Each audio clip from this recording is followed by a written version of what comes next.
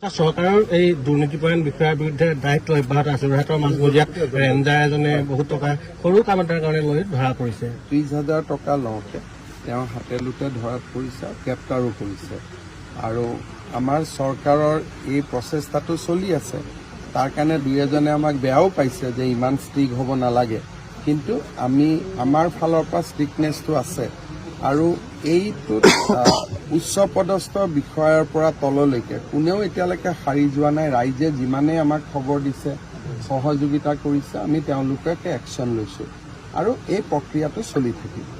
চৰকাৰৰ এই দুৰ্নীতিপৰায়ণ বিষয়াৰ বিৰুদ্ধে দায়িত্ব অব্যাহত আছে। যোৰহাটৰ মাজমজিয়াত ৰেঞ্জাৰ এজনে বহুত টকা সৰু কাম এটাৰ কাৰণে লৈ ধৰা পৰিছে। 30,000 টকা লওঁতে তেওঁ হাতে লোতে ধৰাত পৰিছে, গ্ৰেপ্তাৰো কৰিছে। আৰু আমাৰ চৰকাৰৰ এই প্ৰচেষ্টাটো চলি আছে। তাৰ কাৰণে দুই এজনে আমাক বেয়াও পাইছে যে ইমান ষ্ট্ৰিক হ'ব নালাগে, কিন্তু আমাৰ ফালৰ পৰা ষ্ট্ৰিকনেছটো আছে।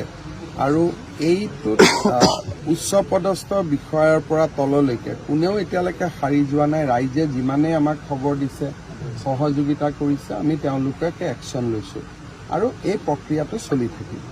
চৰকাৰৰ এই দুৰ্নীতিপৰায়ণ বিষয়াৰ বিৰুদ্ধে দায়িত্ব অব্যাহত আছে। যোৰহাটৰ মাজমজিয়াত ৰেঞ্জাৰ এজনে বহুত টকা সৰু কাম এটাৰ কাৰণে লৈ ধৰা পৰিছে। 30,000 টকা লওঁতে তেওঁ হাতে লোতে ধৰাত পৰিছে, গ্ৰেপ্তাৰো কৰিছে।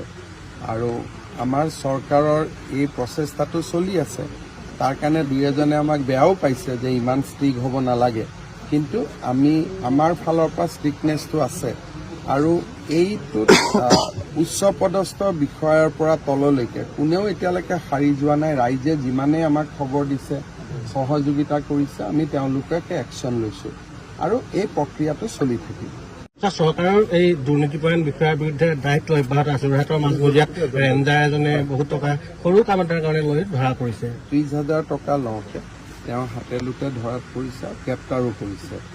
আৰু আমাৰ চৰকাৰৰ এই প্ৰচেষ্টাটো চলি আছে।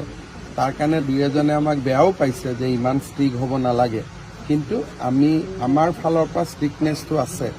আৰু এইটোত উচ্চ পদস্থ বিষয়াৰ পৰা তললৈকে কোনেও এতিয়ালৈকে সাৰি যোৱা নাই। ৰাইজে যিমানেই আমাক খবৰ দিছে, সহযোগিতা কৰিছে, আমি তেওঁলোকে একশ্যন লৈছোঁ আৰু এই প্ৰক্ৰিয়াটো চলি থাকিব।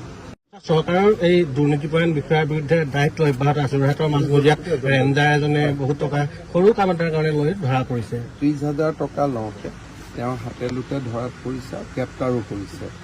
আৰু আমাৰ চৰকাৰৰ এই প্ৰচেষ্টাটো চলি আছে।